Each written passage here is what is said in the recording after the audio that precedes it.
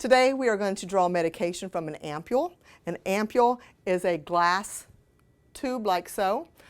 Before we break open our ampule, if you notice there is liquid within the neck.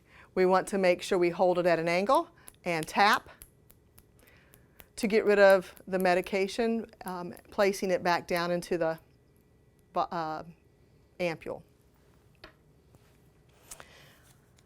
For this technique, we'll also be wearing gloves. Our first step is to make sure that we clean around the score on the neck of the ampule. This is when I'm going to put my gloves on because we really are breaking glass.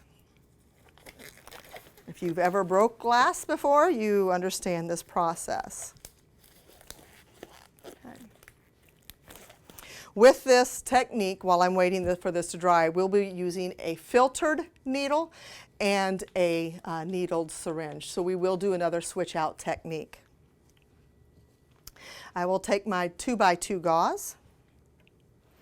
I will hold my ampule. Now I want to break away from me, so I will put my thumb with the gauze in the curve of the neck and my finger on the other side, and I'm going to pull away because I want to break away from me. I can now set my ampule down and discard into my sharps container. Because we've broke glass, that is the reason why we're using a filtered needle for this process. I will peel my needled syringe like a banana again, and I am going to twist off my syringe and place my needle to the side. I'm going to take my filtered needle, peel it like a banana. Do not touch the end, and twist my needle back on.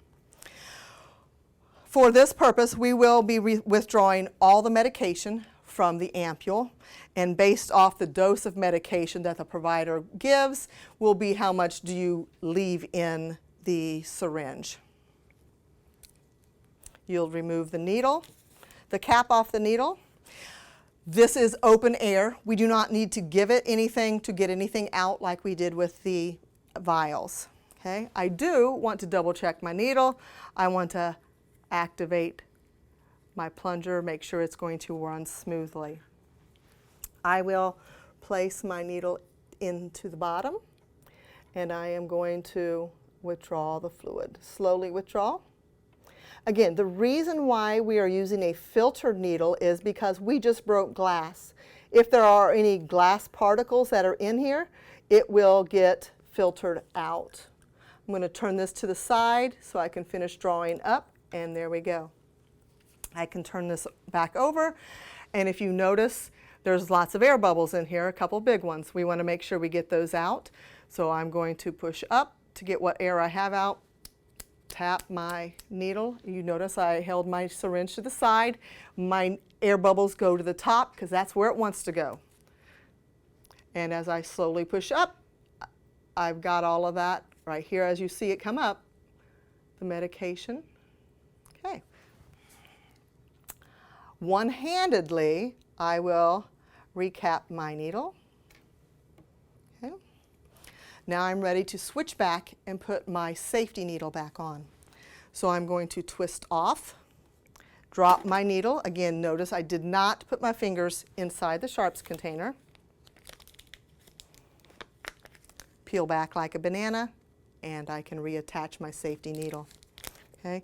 Again, depending on the medication that we're using, I would then again write my medication on here. If I'm leaving this lay on a side because I'm drawing other things up, I want to make sure that I do draw a little air back into the syringe so it doesn't vacuum the medication out. With this being a sharp object, we would discard this in the sharps container.